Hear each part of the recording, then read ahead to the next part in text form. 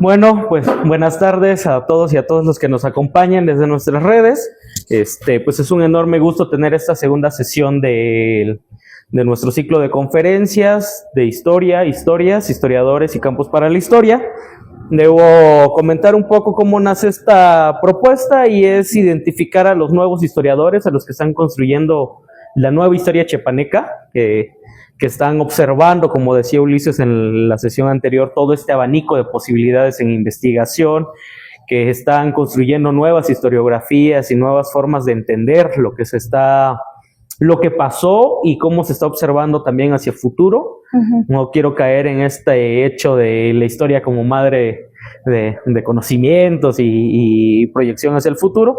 Sin embargo, creo que el análisis de la historia nos permite iniciar a ubicar esos puntos. Pues el día de hoy, gracias a Ana Carla Camacho por acompañarnos, es un enorme gusto, sobre todo porque pues, ha sido parte importante de todos estos ciclos, te hemos seguido, es súper interesante el trabajo que has venido realizando.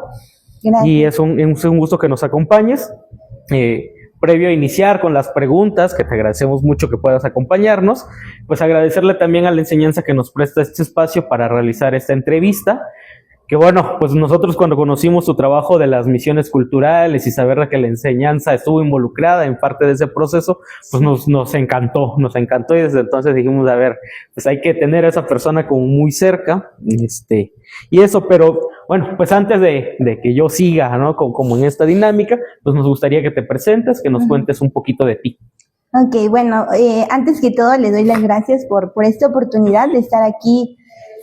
Primero aquí en la enseñanza, que justamente como tú dices, históricamente representa mucho para la educación en Chiapas toda la trayectoria y la formación de maestros y de estudiantes que estuvieron aquí, ¿no? Además de la figura tan importante de Adelina Flores como directora durante tanto tiempo, ¿no? Una mujer que realmente abrió camino en el campo de la educación en Chiapas y aquí en San Cristóbal tan importante.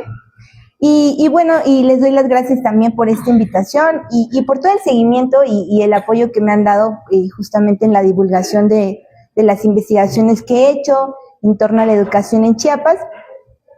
Y bueno, desde que yo supe de ustedes, cuando ustedes sacaron una convocatoria, lo recuerdo muy bien, que la abrieron al público, y me entusiasmé demasiado con la idea de un colectivo, justamente, ¿no? Porque creo que eso era uno de los vacíos que teníamos aquí en Chiapas, esa idea de que pues no había tanta difusión a lo que jóvenes investigadores estaban tratando de hacer dentro y fuera de la entidad. Ustedes se dieron a la tarea y eso me entusiasmó mucho y me llamó muchísimo la atención, y desde que supe de ustedes pues quise colaborar con este proyecto tan importante que ustedes tienen y que ya está haciendo historia, justamente como mencionábamos. Hace un año recuerdo que los entrevistaron justo por los 50 años, ¿no? de la UNACH, que como egresados, pues yo creo que ustedes están sembrando muchos campos y abonando también a la formación y a este seguimiento, ¿no? de historiadores e historiadoras que hay aquí. En mi caso, pues yo soy de Tuxtla, no soy de por aquí, soy de Tuxtla.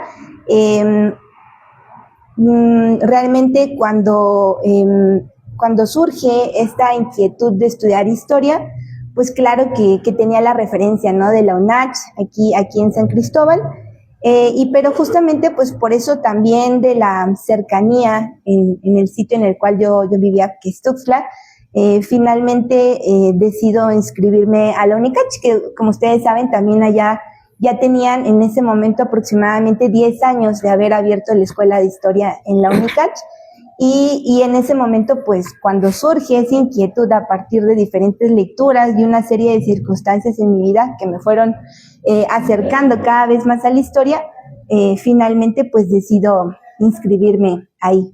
Okay. Entonces es curioso esto que mencionas, justo tenemos 2 escuelas de historia. Sí. Pues yo recuerdo que cuando entramos a la universidad había como esta competencia, a ver, pues los del UNICACH como que muchas artes, mucho sentimentalismo y los de UNACH, pues en esta idea de pelear por La todo lucha, y demás. sí. Sin embargo, creo que con el tiempo también los que hemos egresado hemos iniciado a relacionarnos, a ir contactando. Entonces, pues también este ciclo de entrevistas van a estar acompañados de compañeros tanto de la UNACH como de la UNICACH y de otras instituciones que han estado construyendo acá. Sobre todo este proceso histórico que es sumamente rico. Yo creo que recién estamos pasando todas estas cuestiones de los aniversarios de los acuerdos de San Andrés, los aniversarios de nuestras mismas universidades, y hay una cuestión clave, una ruptura clave, que claro, tenemos todavía las referencias de Juan Pedro Viqueira, de Jan de Vos, ¿no? De estos grandes escritores. Sin embargo, ahora ya ellos ya se han ido y nos toca a nosotros como chiapanecos reconstruir parte de este largo relato histórico y abrirlo, ir abriendo diferentes líneas, diferentes investigaciones, apuntar con una mirada chiapaneca también, que es sumamente interesante que se tenga que hacer, porque claro, pues aunque ellos sintieron mucho cariño por el espacio, por el terruño, pues habían otro tipo de motivaciones, había una mirada desde fuera. Y cuando se introducen los chiapanecos en esta dinámica de analizar lo que está pasando con su espacio, se vuelve muy rico. Sí. Entonces, pues digo, explorar un poquito tu vida privada en ese momento, que es dónde creciste, qué hiciste, qué te llevó a pensar ser historiadora, y también si tienes alguna referencia, un maestro, un tío, que muchas veces también dentro de la familia despierta esa chispa, intención. ¿no? Sí, justamente. Bueno, en mi caso, por ejemplo, no, en el campo familiar no había referencias en cuanto a historiadores. Realmente soy la primera historiadora en mi familia y también la primera que se dedica a la docencia, porque realmente anterior a ello, en mi familia, pues se dedican más a actividades de tipo comercial. Son comerciantes, mi mamá, mi abuela, se dedicaron a la venta de diversos productos y bueno, mi papá sí, un poco con trabajo de oficina, pero no en el campo de la educación, ¿no? Sin embargo, a veces cuando yo pienso en retrospectiva, pues mi historia de vida, pienso mucho en las historias de los abuelos, justamente como ustedes pusieron en el encabezado. Yo conviví mucho con mis abuelitos, con mi abuela y mi abuelo materno, y con mis bisabuelos también, con mi bisabuela materna y mi bisabuelo materno, ¿no? Y bueno, ellos, tú sabes, ¿no? Lo que es convivir con los abuelos es escuchar todo el tiempo las narraciones acerca de esos recuerdos que ellos tienen. En el caso de mis bisabuelos y mi abuela, ellos son de San Fernando, bueno, eran de San Fernando, mi abuelo de Berriozábal, mi papá es de Pantepec. Entonces estoy relacionada con la zona Zoque, que es, pues ellos ya no eran hablantes, ni mis bisabuelos, ni abuelos, ni mi papá, pero parte de esas tradiciones con relación a la comida, a estos cuentos y mitos que existían, sí, ellos sí los tenían presentes. Hablaban mucho de eso, era cotidiano estar comiendo, tomar café en las tardes, noches, escuchando esos relatos, ¿no? Acerca de el recuerdo de aquel San Fernando o de, no sé, de los ríos que había en Berriozábal y también un poco de la vida que ellos llevaban. Mis abuelos maternos, ellos no terminan la primaria, que creo que justo ahí empieza un poco como esa inquietud, ¿no? Al menos para mí, de preguntarme por qué no estaba normalizado, porque cuando uno ya crece en este medio, pues para nosotros es normal pensar la infancia y relacionarlo con la escuela, ¿no? Porque nuestra vida, gran parte de nuestra vida se desarrolla ahí. Y cuando ellos me contaban esos relatos acerca del campo, del trabajo en el campo, porque ellos crecieron ahí, de la escuela, yendo el primer y segundo año nada más y ya, porque tenían que trabajar, pues me surgen todo este tipo de inquietudes. Realmente se van como acumulando, ¿no? Son como muchos afluentes que se van reuniendo en ese río que me va llevando a la historia. Y uno muy importante son los relatos de mis abuelos. Otro, pues, tiene que ver con la formación académica. A mí la historia como asignatura me gustó muchísimo desde que estaba en la primaria. Tuve muy buenas maestras en esa escuela en la que estuve, que es otra cuestión que también me fue orillando a la escuela pública, que fue esa. Yo desde el kinder hasta ahora he estado en escuelas públicas y yo creo que hay un esfuerzo muy importante por parte de la federación en ampliar esa cobertura educativa y bueno, ya cuando lo pienso en el presente buscando temas de investigación, esa es una de las raíces, ¿no? También del por qué me interesa el tema de la educación. Pero volviendo un poco a mi pasado personal, en la escuela primaria, la maestra, pues yo recuerdo que en tercero o cuarto de primaria, no sé si tú lo llevaste también, llevábamos un libro de historia de Chiapas. Y entonces ahí, si recuerdas, venían historietas contando un poco. Yo me acuerdo muy bien de la guerra de castas, que lo relataban en un libro de primaria, de tercer, cuarto año, y que, bueno, en ese momento no le entiendes muy bien, ¿no? Pero te hablaban de los ídolos de piedra y en historietas muy bien narradas en el libro de texto. Y a mí me gustaba mucho, la maestra nos hacía hacer muchas historietas y muchos dibujos. Cuando vimos el tema de las culturas antiguas de México, igual nos ponía a hacer dibujos de los atlantes, de las pirámides mayas, y eso me empezó como a enganchar cada vez más con la historia. En la secundaria no tengo buena referencia, y sí, ¿no? De historia, porque, pues, ya sabes, ¿no? Lo que pasa en las secundarias. Y en la prepa, ahí nuevamente, llego a redescubrir la historia como esta asignatura. Llevábamos Historia de México y Estructura Socioeconómica de México, que yo creo que tú igual, sí. Y en ese caso, pues a mí me gustaba mucho leer. Ese es un punto que ahorita recordé hablando un poco de la historia personal. A mi papá lo que tiene es que le gusta mucho leer. Entonces, él, no teníamos las posibilidades para comprar libros, pero la biblioteca nos quedaba muy cerca, la Biblioteca Pública Central, la que estaba en lo que hoy es el CUIT. Okay. Ajá, anteriormente ya estaba la Biblioteca Pública, sí, la que hoy está en el Centro Cultural Jaime Sabines. Entonces, yo viví la transición de esa biblioteca, porque en un principio mi papá me llevaba ahí, a la zona donde hoy está el CUIT. Ya luego se mudan a su residencia en el Parque 5 de Mayo, y a él le gustaba mucho leer. Entonces, como no había la posibilidad de comprar libros, íbamos a la biblioteca, y él se ponía a leer, y a mí, tú sabes que hay una biblioteca infantil ahí, ¿no? Y hay una ludoteca, entonces a mí me metía a los cursos ahí, o me inscribía a algún taller sobre fomento de lectura, y pues me sacó mi ficha para préstamo de libros, sí, realmente. Y todo eso me enganchó mucho con la lectura. Encontré un refugio muy grande ahí en los libros y en los préstamos de libros, porque fue parte de una cotidianidad que él y yo establecimos: ir a la biblioteca, pedir préstamos, regresar a la semana, entregarlos.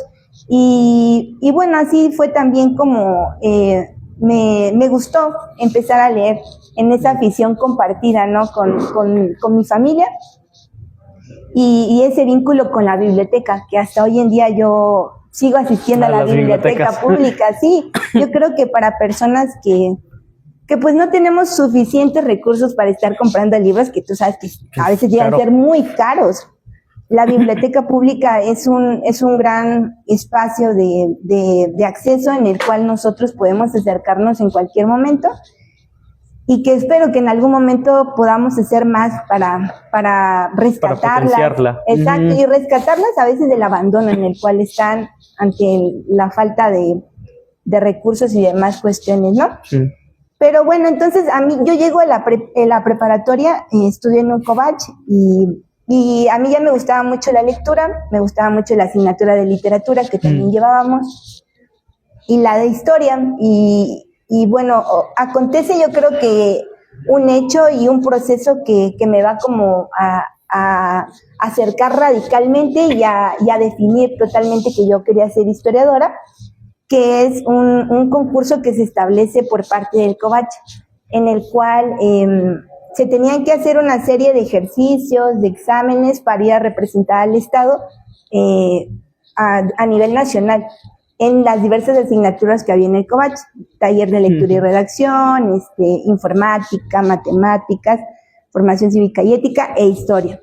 Entonces, cuando ocurre esa convocatoria, de igual forma yo yo no sabía, más bien fue como, pues voy a probar, a mí me gusta mucho leer y me gusta la historia, y pues vamos a ver qué ocurre. Y voy pasando los filtros, primero el filtro de la escuela, paso el filtro regional, paso el filtro de zona, y finalmente me seleccionan en 2009 fue esa, y además de que nos dan un premio, pues nos dicen se van a ir a Mérida, Yucatán a representar a la entidad, y van a tomar cursos de preparación como un campamento en el cual ustedes van a estar estudiando lo que es tu asignatura durante, creo que era una semana que estuvimos en Casa Colping, pagado por el Covach, y ahí van a estar sus maestros. En mi caso, mi maestra de historia se llamaba Melba, y una maestra de Covach 13 que era mi asesora. Entonces, con ellas estuve estudiando, con el resto de mis compañeros a los cuales yo les guardo mucho cariño, porque éramos 10 en total por cada asignatura. Y de ahí, ese tiempo fue estar leyendo y leyendo y leyendo. Mis maestras me llevaban libros, ya sabes, ¿no? De libros de historia de Santillana, de... Toda la variedad. Sí, de esos libros. Y de ahí sí dudaba yo un poco si quería ser historiadora o no. Eso me lo reafirmó y dije, no, yo quiero ser estudiar. Sí, yo quiero ser historiadora. Y bueno, ya llegando a Mérida no gano el premio ya nacional, lo gana otra entidad. Pero regresando a Chiapas, pues ya yo ahí tenía 17 años, entonces ya el siguiente año me tocaba sacar fichas, ¿sí?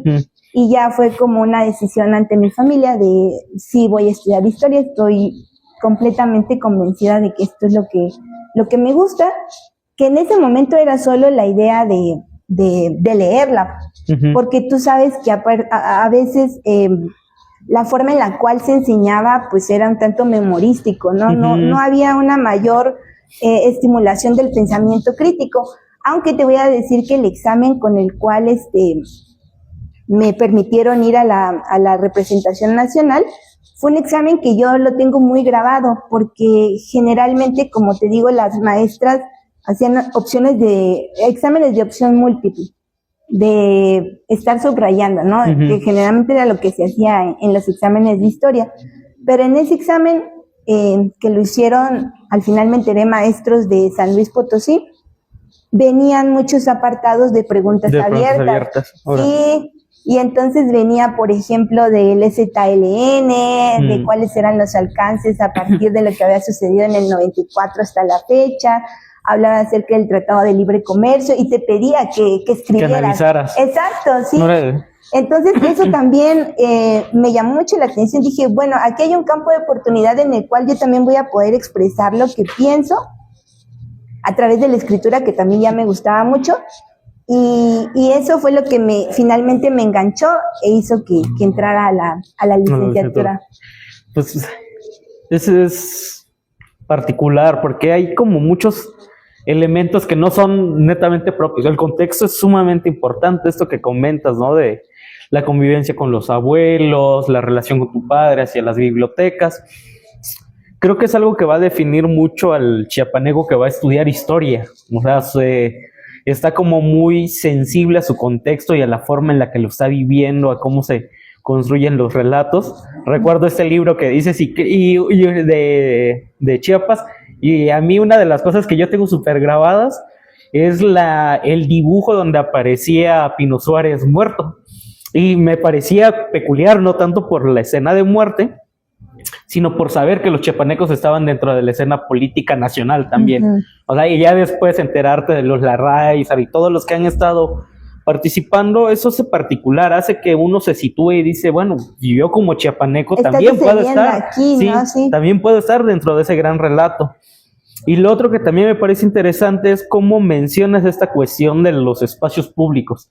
La educación pública tiene un objetivo social, no solamente es aprender a leer y escribir, sino que persigue un objetivo social y a veces hay que potenciarla. A muchos se nos olvida que la educación pública es abierta, es para todo el público y hay que potenciarla, es un derecho, hay que obligarla a llevar a sus objetivos principales, eso como elemento primordial, porque si la escuela pública no logra cumplir sus objetivos, les corresponde a los estudiantes también obligarla, exigirla, hacer que se cumplan. Y lo otro que me parece sumamente interesante también es estas menciones a estas referencias de los maestros que nos ayudaron a construirnos. También con Ulises pasaba esto particular, que él mencionaba el nombre de su profesor, porque en los espacios públicos pasa, o sea, tenemos malísimos maestros, pero también tenemos unos maestros que son increíbles, que hay vocación, que hay entereza, hay toda una línea política, social, cultural a la cual quieren impulsar al educando, y eso me parece formidable. Frente a un escenario donde podría ser muy fácil para ellos, deciden dar ese extra y cumplir con sus compromisos. Entonces, eso es particular, sobre todo por el tema de educación, por esa labor social. Y pues, digo, o sea, tú trabajas educación y me gustaría saber, pues ahí también para el público, ¿por qué estudias educación y cuáles son tus proyectos grandes dentro de esa línea? Muy bien. Bueno, pues para contarte eso, creo que sí voy a extenderme un poco en el relato. Como te mencionaba, cuando llego a la licenciatura en Historia, ahí en la UNICACH, yo me encontré con muy buenos maestros que realmente hasta hoy en día yo admiro mucho. Recuerdo mucho el nombre de la doctora Ana Parrilla, que ustedes lo conocen. En ese momento, en la UNICACH habían establecido una forma de tutoría para los nuevos ingresos. Entonces, ella fue mi tutora en primer y segundo semestre, y realmente la tutoría iba más a un enfoque emocional, el preguntar cómo estás, cómo te está yendo en las clases, pero ese acompañamiento para mí fue muy fundamental en esos primeros semestres porque estableció una cercanía con los docentes, o sea, no había una idea de distanciamiento, ¿no?, entre ustedes son los estudiantes y aquí estamos nosotros, ¿no?, sino que más bien había una interacción muy cercana. La Escuela de Historia de la UNICACH, tú conoces, es pequeña, entonces realmente nos conocíamos todos, directivos, maestros, estudiantes, y ese seguimiento que ellos hacían era muy puntual, o sea, realmente no soltaban la labor docente saliendo del salón, sino que continuaba en los pasillos, en estas tutorías que te menciono.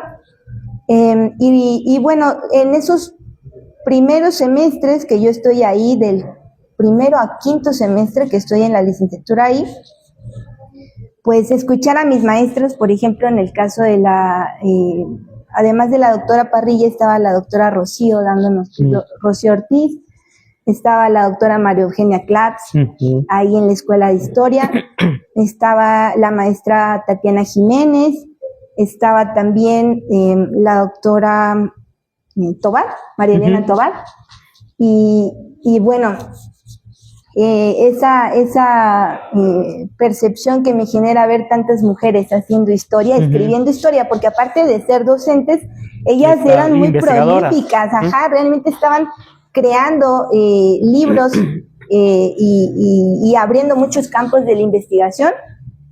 Y claro, tenía muchos maestros también que hoy en día también los estimo mucho, al doctor Miguel Ángel Carbonell, al doctor Rafael Araujo, el doctor Esaú Márquez, que siguen actualmente en la escuela y que les mando un saludo también. Y bueno, entonces esta idea de que se podía ser investigadora, porque estaba yo viendo las referencias en el día a día en mis maestras que estaban ahí, pues fue lo primero que me inspiró a decir, bueno, yo quiero investigar, yo quiero ser investigadora como ellas, y hubo una cercanía por parte de ellas en esa guía, en decir, haz una tesis, trata de irte metiendo poco a poco en la investigación, consulta los archivos, recomendaciones de lecturas. Yo desafortunadamente ya no pude agradecerle a la doctora María Eugenia Claps una serie de consejos que me llegó a dar siendo estudiante, pero ella sí fue muy clara. Tú sabes cómo era ella, ¿no? Era muy directa y muy consecuente en lo que ella comentaba, y ella fue la primera que me dijo seriamente, dedícate a investigar, ve a explorar otros sitios fuera de Chiapas para que te abra un poco la perspectiva en los campos de investigación, ve a revisar otros archivos, pero no te olvides del vínculo, vuelve en algún momento a Chiapas. Ella no era chiapaneca, como tú sabes, pero le manifestaba mucho cariño, ¿no?, a este terruño. Y bueno, en sexto semestre de la licenciatura, yo gestiono una movilidad estudiantil a la UNAM, como parte de los diferentes vínculos que tenía la UNICACH en ese momento, y con la beca Santander, ¿no?, que permitía la movilidad estudiantil, ya sea nacional o internacional.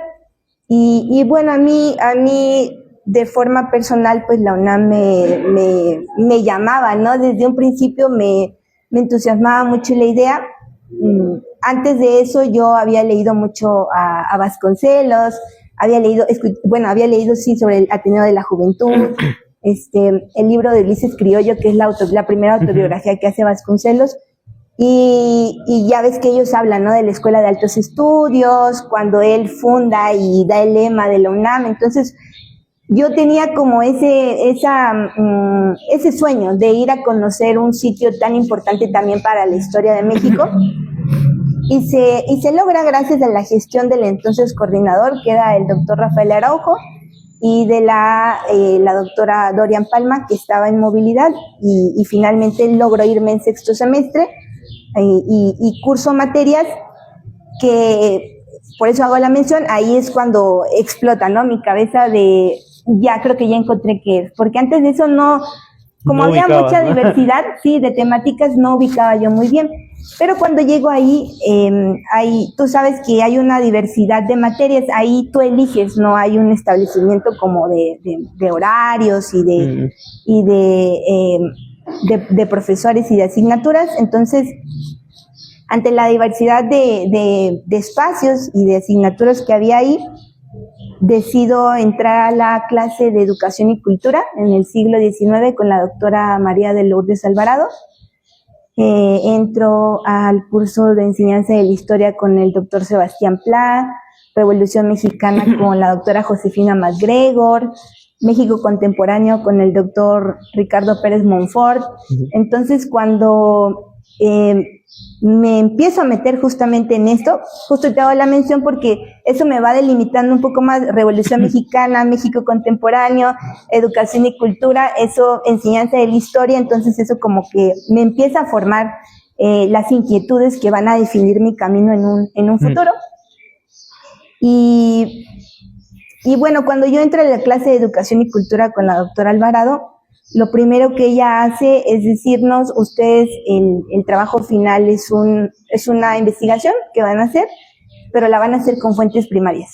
Okay. Archivo. Ajá, se van a ir al archivo y se van a ir a la Hemeroteca Nacional, que estaba tomando el Pumabús, no llegabas, pero yo jamás había ido a la Hemeroteca Nacional. Entonces para mí sí es como de, wow, no sé cómo lo voy a hacer. Como estaba enfocada en el siglo XIX, ella, pues vemos la educación positivista, vemos el establecimiento de la Escuela Nacional Preparatoria, y finalmente, dentro de toda la variedad de temas que ella nos da en el curso, lo que a mí me llegó a interesar pues fue la educación de los indígenas en el Porfiriato, que era uno de los temas que estaban dentro de la asignatura, y pues decido que eso va a ser uno de mis temas de investigación, ¿no? Entonces, ella me proporciona artículos que había en la revista Positiva, donde estaba Ezequiela Chávez y otros científicos del Porfiriato.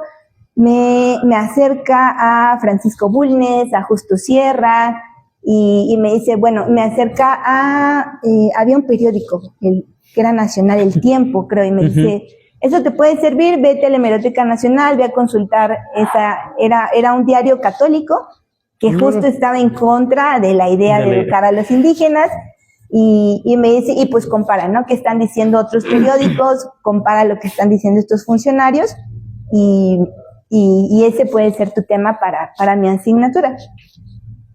En el caso de la clase de Revolución Mexicana, igual dentro del tema que la doctora MacGregor llevaba, estaba el Ateneo de la Juventud, y estaba la creación de las instituciones a partir de la posrevolución.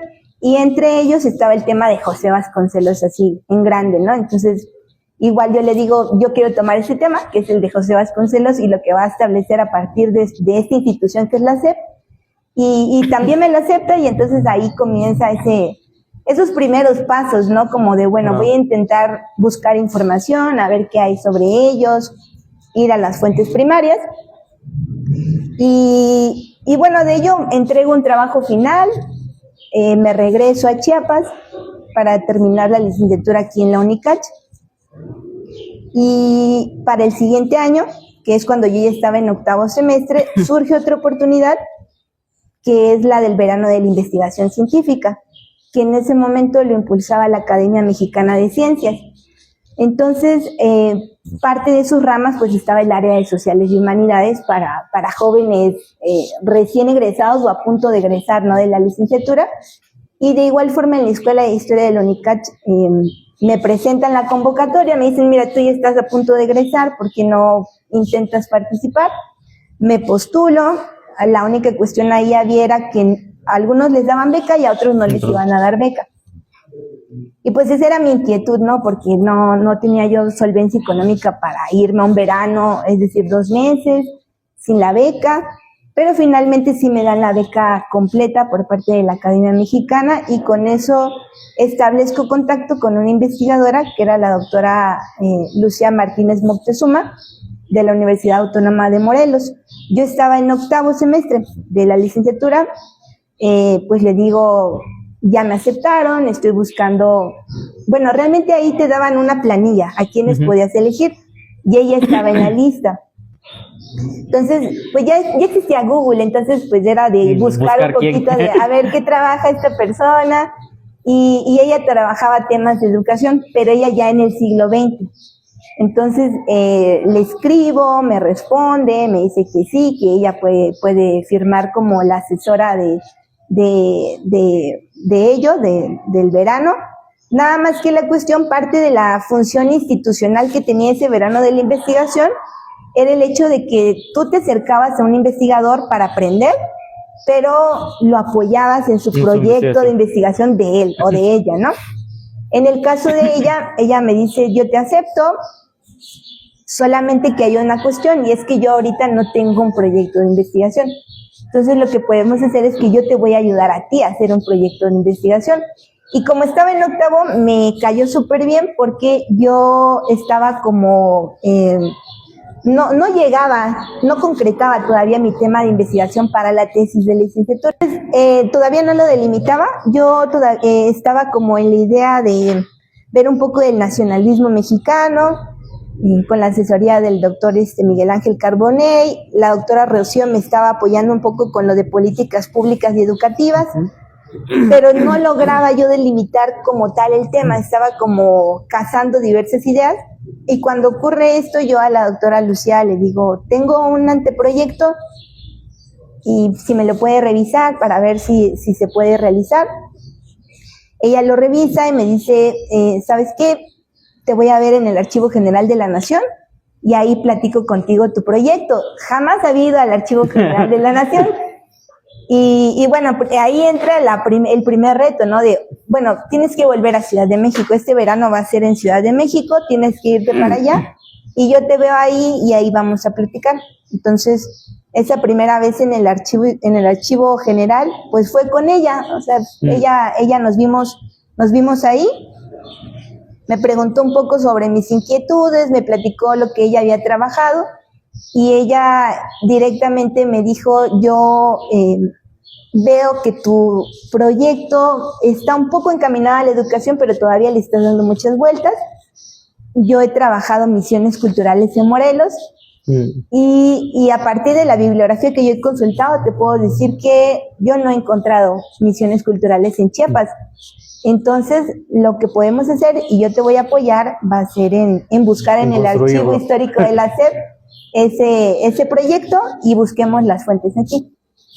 Entonces, de igual forma, cuando yo entro al Archivo Histórico de la SEP, es con ella, o sea, ella me dice, aquí está el catálogo, vamos a buscar. Yo ya he consultado mucho sobre Morelos, conozco el archivo, y chequemos qué puedes encontrar. Y la sorpresa es muy grata de que había muchísimas cajas, alrededor de 90 cajas de Chiapas. Órale. En el Departamento de Misiones Culturales de la SEP. Y de ahí pues ya fue un poco autodidacta lo demás, porque ella me dice, bueno, yo ya te ayudé a entrar, ya que estamos dentro, dedícate estos 2 meses a venir diario aquí, a revisar estas cajas que encontramos y platicamos al final, a ver qué ocurre, ¿no? Y eso fue 2 meses de estar yendo todos los días, de lunes a viernes, al Archivo General de la Nación. Ahí todavía no establecían sus cambios de que limitaban las cajas, sino que ahí te pasaban todas las cajas que tú querías y te pasaban las cajas. Es que nadie llegaba a consultar todavía. Sí, no pasaban expediente, o sea, te pasaban la caja, te la y revisa si algo te sirve. Sí, y a ver qué encuentras ahí. En ese momento estaba en la Galería 8, el Archivo Histórico de la SEP. Estaba como un poco en el extremo, o sea, no estaba dentro de las salas de consulta principales, ¿no? Te tenías que meter por un pasillo donde había muchos gatos y se veía un poco abandonado, pero llegabas y te abrían el abanico, ¿no? De aquí están todas las fuentes y puedes consultar lo que quieras y puedes tomar fotos y no había tanta vigilancia como hoy. Como ahora. Sí, como ahora. Y te podías pasar ahí todo el rato, pues todo el día, todo lo que pudieras estar revisando se podía. Y bueno, finalmente a partir de eso que descubro que sí había muchísima información de las misiones culturales, yo platico con ella y ella me dice, bueno, aquí están tus fuentes, o sea, ya lo tienes. Sí, ¿qué más buscas? Esto es tu tema de tesis y pues ya trabájalo. Ella me ayudó mucho con lecturas acerca de pues historia de la educación. Ella tenía una relación estrecha con la doctora Luz Helena Galván, que era un súper, bueno, sigue siendo, aunque ella ya no está terrenalmente, un referente muy importante en la historia de la educación. Entonces, ella me acercó un poco a las lecturas de la doctora Luz Helena, las propias lecturas de la doctora Lucía, el doctor Juan Alfonseca, que eran investigadores que en ese momento estaban justamente creando líneas en historia de la educación. Y bueno, eso hace que totalmente todos mis intereses se junten. Exactamente, se lleguen a juntar ahí, porque ahí estaba Vasconcelos, ahí estaba la Secretaría de Educación Pública, ahí estaban los maestros, estaba la escuela pública y todo ello pues enfocado a Chiapas. Y pensando un poco en esta relación de ahí en contraste, ¿no? Ahí estaba todo este conjunto. ¿Cuáles han sido los retos de buscar en Chiapas? O sea, porque me imagino que después de estar allá dijiste, bueno, pues hay que revisar qué tenemos ahí cerquita, ¿no? Ajá. ¿Cuáles han sido los retos acá? ¿Se ha encontrado material? ¿Hay opciones? Okay. ¿Alguien más ha trabajado este tema aquí? El de las misiones culturales. Fíjate que cuando ella me menciona la doctora Lucía, sí me habla de un investigador, me dice, hay alguien que sí trabajó un poco en misiones culturales, pero enfocado en la educación física, que es el doctor Miguel Lisbona. Creo que en ese momento no había publicado su libro de Disciplinar Cuerpos, pero ya lo estaba presentando en algunos seminarios y ella lo ubicaba y me dijo, yo creo que él encontró algunas fuentes en el archivo histórico de allá, pero tú puedes completarlo un poco con lo que estamos encontrando aquí en la Secretaría de Educación Pública. Ya cuando reviso el libro, ya mucho tiempo después, pues efectivamente le dedica un apartado breve a las clases de educación física en las misiones culturales. Y bueno, realmente en ese primer momento yo no me acerqué mucho a las fuentes que había aquí en Chiapas. Esos retos que tú mencionas los vengo un poco a enfrentar cuando ya realizo la tesis de maestría, cuando trato de buscar, porque bueno, el tema de las misiones culturales, como estaba muy amplio el acervo que encuentro, lo tomo en la tesis de licenciatura y en la tesis de maestría. En la primera tesis de licenciatura tomo las misiones culturales de 1927, que son las que vienen aquí a la enseñanza, es decir, a San Cristóbal, a Huixtla y a Tuxtla. Okay.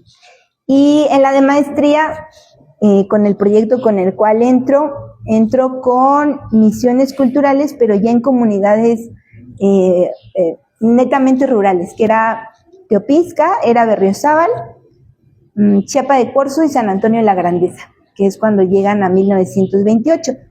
Todo ello con el acervo principalmente de lo que encontré en el archivo histórico de la SEP. Y te digo, cuando yo trato de venir aquí a buscar un poco de misiones culturales, se encuentra brevemente. Yo creo que tiene que ver con la centralización que hizo la SEP con sus escuelas, de que la mayoría de reportes lo mandan. Están allá. Exactamente. Entonces aquí hay menciones en periódicos, en la hemeroteca Fernando Castañón Gamboa había algunas referencias de esos cursos, pero era de forma muy breve. Y en el departamento, me parece que de gobernación y en el de instrucción había un poco de información. Pero realmente, te soy honesta, en las dos tesis, yo principalmente con material del centro. Sí, lo del centro fue lo que yo más consulté. ¿Y ahora qué estás trabajando? ¿Ahora qué estás haciendo para el doctorado? Muy bien. Bueno, pues sigo con las escuelas, sigo con el periodo posterior a la Revolución Mexicana en el ámbito nacional. Y ahora sí he diversificado un poco más esto de las fuentes primarias. Yo le debo muchísimo a mi tutora, que es la doctora Susana Susensky, del Instituto de Investigaciones Históricas, que me abrió mucho el panorama con relación tanto a las fuentes como a las diferentes líneas que podrían ir encausadas dentro de un tema de tesis un tanto más amplio, ¿no? Yo entré al doctorado con un proyecto que estaba intentando hacer un análisis comparativo entre la zona Zoque, que era la región que te contaba de mi papá, por eso hablé de dónde era mi papá y mis abuelos, y la zona de los Altos, un tanto buscando como estas cuestiones con relación al indigenismo y las escuelas, que si bien no había escuelas bilingües todavía, pues había algunos antecedentes, ¿no? De forma informal, había algunos maestros que sí llegaban a hablar en su lengua dentro de clases, y yo quería ver un poco esto, ¿no? También previo al Instituto Nacional Indigenista, que había ocurrido en esta zona. Pero cuando llego al doctorado y llego con la doctora Susensky, pues ella me dice que para hacer un tema de doctorado tiene que ser amplio, o sea, no me puedo delimitar a dos regiones, para ella pequeño, ¿no? Entonces me invita primero a que sea todo Chiapas y después me invita a dejar la idea de esa comparación, ¿no? Y me dice, bueno, es que hay que ver a los sujetos más allá, ¿no? No solamente pensemos en los profesores, que tú ya los has visto un poco en la tesis de maestría, veamos a otros sujetos. Ella es especialista en historia de las infancias. Entonces, uno de los puntos, pues, fue eso. Me dijo, observa a los niños y las niñas de las escuelas.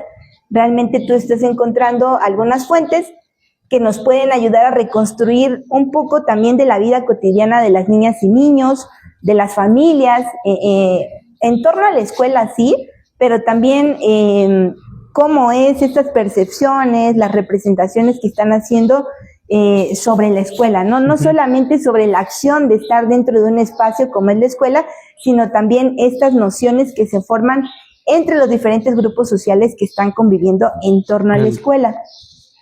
De igual forma, cuando presento algunos de los avances, localizamos muchas fotografías que no había referenciado anteriormente en las otras tesis, y también me invita a estudiar un poco justamente de esto, la cultura material que hay en las escuelas y el espacio. O sea, todo esto hay una lógica, ¿no? Dentro de la estructura y la arquitectura de una escuela también nos está diciendo, hay un discurso dentro también de las propias construcciones, y eso es algo a la cual ella me invita, ¿no? Me empuja a ver más allá de lo que yo había percibido anteriormente en las otras tesis de grado, ¿no? Y bueno, eso es un poco. Sigo usando el archivo histórico de la SEP, que ha sufrido muchos cambios. En estos 12 años que los he consultado, se han mudado, dejaron de estar en la Galería 8, ya ves que construyeron un espacio aparte, ¿no? De donde está la cúpula principal de la GENE, mandaron todos los archivos allá, ahora hay que hacer cita, solo puedes consultar 3 cajas, y se ha vuelto un poquito más complicado consultar allá, a diferencia de lo que era anteriormente, ¿no? Y ya he venido más a la hemeroteca de aquí. Pues digo, en general es completo, complejo, integrado toda esta líneas respecto a la educación, porque bueno, en este tiempo también te hemos escuchado hablar de cuerpo, de deporte, de participación de mujeres. Infancias. Sí, o sea, creo que eso es sumamente interesante. Y bueno, pues al público que nos ve, pues que busquen directamente tus textos, tus talleres, las conferencias que han habido, que creo que es sumamente interesante profundizar sobre eso. Esta dinámica de los espacios, yo ya quiero leerlo para cuando lo hagas, porque efectivamente los espacios pues tienen un cierto sentido. Ahorita con todo este tema actual del creador de los libros de texto, de la nueva escuela mexicana, y no que es político, pero a ver, ¿qué no es político? ¿Qué no es político? O sea, la educación pública obedecía a un fin político, ¿no? Eran los resultados de esta revolución y tenía que verse de forma clara y tenía que ser constante y coherente con lo que estaba proponiendo. Entonces, pues digo, ahí como para dejar ese escenario, ya cada quien hará sus interpretaciones. Y bueno, pues aparte de esta línea de educación que has venido trabajando, pues la pregunta sería, ¿qué otros temas te gustaría explorar? ¿Qué cosas dices tú me hacen falta o con el tiempo los voy a ir abordando? Muy bien. Bueno, yo creo que esto de que te comentaba de las infancias a mí me ha hecho, me ha llamado mucho la atención, sobre todo porque aún hoy en día hay muchos derechos que siguen faltando y que es necesario enunciar en pro de las infancias. Yo hablo de una infancia escolarizada, pero también hay infancias no escolarizadas que necesitan ser visibilizadas en la historia. Porque bueno, como te comentaba, no solamente se trata del paso por la escuela, sino de todo lo que acontece fuera de la escuela para una niña, para un niño, y la relación con su medio o el establecimiento de las rutinas que hay dentro de una familia. Eso también es algo que yo quisiera profundizar en algún momento. Ahora lo estoy tratando un poquito en la tesis, pero no estoy profundizando demasiado en estas dinámicas familiares y la vida cotidiana en el medio rural, que es en lo que me estoy tratando de especializar un poco, pero yo espero poder en algún momento encontrar las fuentes para hablar un poco de ello. Pensaba un poco que en algún momento tú me comentaste en un seminario en el que presenté un texto, por ejemplo, la vida en las fincas. Los niños que van a trabajar no se han visto. Hablamos de trabajadores, adultos que los enganchan, los llevan, pero ¿qué pasa con los niños y las niñas que se van las también? Que crecen ahí. Con las mamás y el papá y se van al campo, a la finca. ¿Qué ocurre con ellos? ¿Qué hacen en las fincas?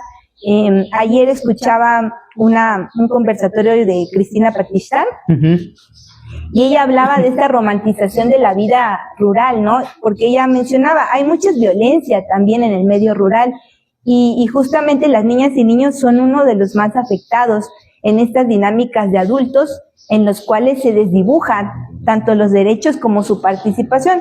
Y realmente, como platicaba hace poco también con el doctor Gerardo Monterrosa, él me hablaba acerca de su trabajo y que ha hecho con relación a las fincas y las mujeres, y hablábamos de esto, de que las niñas y niños ayudaban a la recolección, ayudaban a que el dinero que se le había dado a la mamá, al papá en este caso, fuera reduciéndose a partir de su propio trabajo.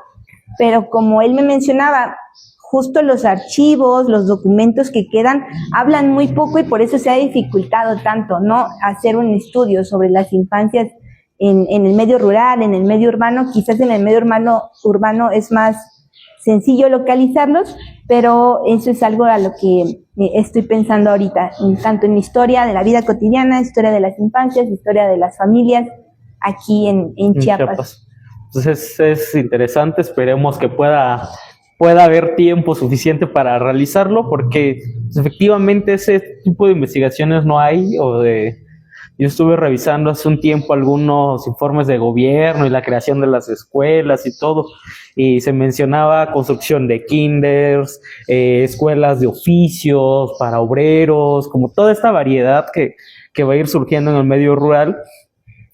pero hasta ahí queda, en la estadística de la formación de los centros, no en las estadísticas de los educandos o de cómo se está aprendiendo, eso está desdibujado. Informes de gobierno, ¿no? Las emociones que genera, ahorita que está tan en tendencia la historia de las emociones, platicaba un poco con la doctora Sosensky sobre ello. Hay un impacto en la formación socioemocional cuando tú entras a la escuela, porque aparte de que te están disciplinando y te están estableciendo una serie de rituales y rutinas que tú no tenías en tu vida familiar, hay también una relación con tus pares, ¿no? De niñas y niños de tu edad con los cuales estableces un vínculo cotidiano y diario, y ahí también estás influyendo pues en la construcción de un ente emocional que va a determinar pues mucho de lo que tú vas a vivir en adelante. Sí, creo que es justo esa parte de las emociones, de clases sociales también, porque aunque nosotros no queramos decir, pues es hasta cierto punto un privilegio llegar a estudiar, ¿no? Sí. El proceso educativo también en Chiapas creo que se ha marcado mucho a partir de la primaria y de la castellanización, sin implicar que los otros niveles o los otros grados también son educación. Faltaría hacer como mucho trabajo para ir explorando cada uno de esos ámbitos. Y bueno, pero para eso se implica mucho tiempo. Esperamos que más historiadores también se sumen a esa línea de investigación. Sí. Y bueno, pues para ir cerrando, te agradecemos mucho que nos hayas acompañado. Como te decía, pues tenemos esta pregunta que se la vamos a estar haciendo a todos los que nos acompañen, que nos ayuden compartiéndonos el texto, libro, artículo, nota que les haya sido importante. Que decía Borges, los libros no se recomiendan, pero entre nosotros podemos recomendarnos. ¿Cuál sería el texto que dices tú, a mí me marcó y me gustaría que los demás conozcan? Muy bien.